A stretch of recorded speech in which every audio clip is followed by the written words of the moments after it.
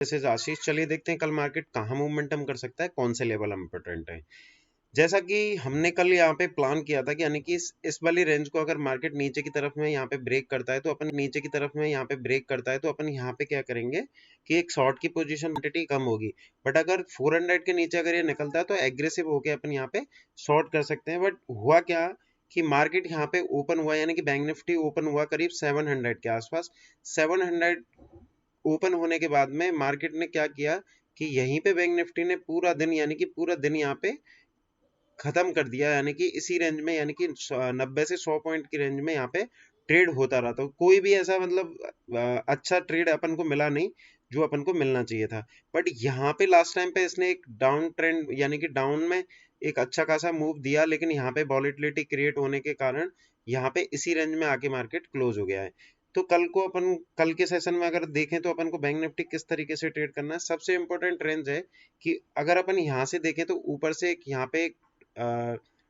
यानी कि trend line आ रहा है और नीचे से भी यहाँ पे ट्रेंड लाइन आ रहा है। तो ये एक तरीके का यहाँ पे सिमेट्रिकल ट्रायंगल पैटर्न बना हुआ है। इसमें जनरली हो क्या रहा है कि मार्केट यानी कि इस वाली रेंज पे जब आता है तो यहाँ से सेलिंग प्रेशर आ जाता है, और नीचे अगर इस वाली ट्रेंड लाइन को यहाँ पे सपोर्ट लेता है तो यहाँ पे बाइंग बायर्स जो होते हैं वो एक्टिवेट हो जाते हैं। बट अगर यहाँ पे अपन देखें कि अपन को कल के सेशन में किस तरीके का यहाँ पे मोमेंटम मिल सकता है, तो सबसे इम्पोर्टेंट अगर अपन देखें तो सबसे इम्पोर्टेंट अपने लिए अभी 44,000 यहाँ पे 44,000 का लेवल सबसे इम्पोर्टेंट है। 44,400 अगर इसके नीचे निकलता है तो ही अपन कल के सेशन में सेल करने वाले हैं। बिकॉज यहाँ पे अगर अपन देखेंगे कि मार्केट अगर यानी कि बैंक निफ्टी यहाँ पे फ्लैट ओपन हो गया, फ्लैट ओपन होने के बाद में ये ऊपर की तरफ जाता है, और ऊपर की तरफ जाने पे यानी कि 44,900 अगर इसके ऊपर नहीं निकल पाता है और इस तरीके का कोई भी अगर आपको नेगेटिव कैंडल यहाँ पे दिखता है तो वहां पे आप यानी कि 30 से 40 पॉइंट का स्टॉप लॉस डाल के फर्स्ट ऑफ ऑल तो यहाँ पे सेल कर सकते हैं। बट यहाँ पे आपको पूरा रिस्क रहेगा। उसके पीछे का रीजन ये है कि यहाँ से लगातार यहाँ पे नीचे की तरफ से यहाँ पे बायर्स आ रहे हैं, तो हो सकता है कि यहाँ पे वो अपना स्टॉप लॉस ट्रिगर करा लें। बट सबसे उनके जो स्टॉप लॉस होंगे, क्योंकि मंथली एक्सपायरी परसों के दिन है, ये आपको ध्यान में रखना है। यानी कि लास्ट जो मंथ होगा उसकी एक्सपायरी जो होगी,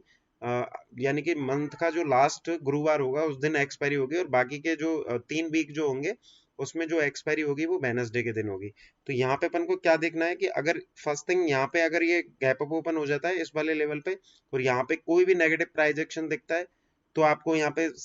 थोड़ा कम क्वांटिटी में सेल की पोजीशन इनिशिएट करनी है, या फिर इस रेंज के नीचे यानी कि 44,400, यानी कि 500 ओपन होता है, 500 ओपन होकर कंसोलिडेट करता है और उसको नीचे की तरफ में अगर ये ब्रेक करता है तो सबसे पहले तो आपको 100 पॉइंट की रेंज मिल जाएगी, वहां पे आपको थोड़ा कम क्वांटिटी से ट्रेड करना है, और जैसे ही इसके 400 के नीचे निकलता है तो आपको एग्रेसिव होकर शॉर्ट कर देना है, और आपका जो टारगेट रहेगा 44,250 और 44,000 के आसपास का रहेगा। बट अगर ये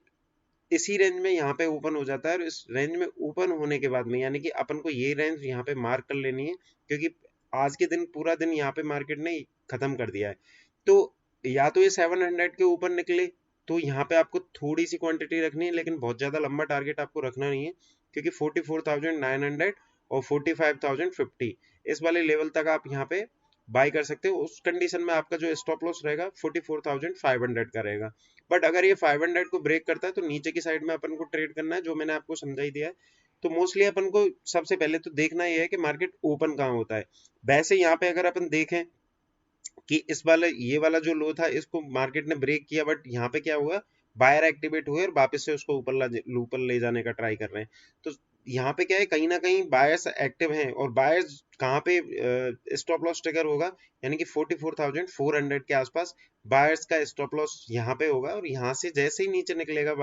बाजार तो यहाँ पे वो उनका स्टॉप लॉस यानी कि पोजीशन स्क्वायर ऑफ होना चालू होंगे, और मार्केट बहुत तेजी से यहाँ पे बैंक निफ्टी नीचे की तरफ आ सकता है। या फिर सबसे आपको अच्छा ट्रेड तभी मिलेगा जब ये 45,100 या 200 इसके आसपास कहीं पे भी यहाँ पे आके क्लोज कर देता है। तो सबसे इंपॉर्टेंट चीज क्या है कि इस वाली रेंज को पहले मार्केट को ब्रेक करने देना है, उसके बाद ही अपन को ट्रेड करना है। और आपको एक मोस्टली एक चीज ध्यान रखनी है कि एवरीडे जो एक्सपायरी का जब से ये सिस्टम चला है तब से मार्केट क्या हो रहा है कि जैसे फिन निफ्टी और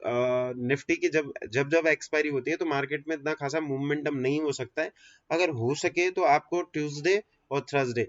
इन वाले दिनों में आपको ट्रेडिंग नहीं करनी है। उसके पीछे का रीजन ये है कि मार्केट अगर 100 पॉइंट की रेंज में अगर बैंक निफ्टी ट्रेड होगा तो आपको प्रॉफिट नहीं होने वाला है, कहीं ना कहीं आपका प्रीमियम जाएगा और वहां पे आपके स्टॉप लॉस ट्रिगर होंगे। तो इससे अच्छा तो यही है कि ट्यूसडे और थर्सडे को वहां पे ट्रेड ना करें।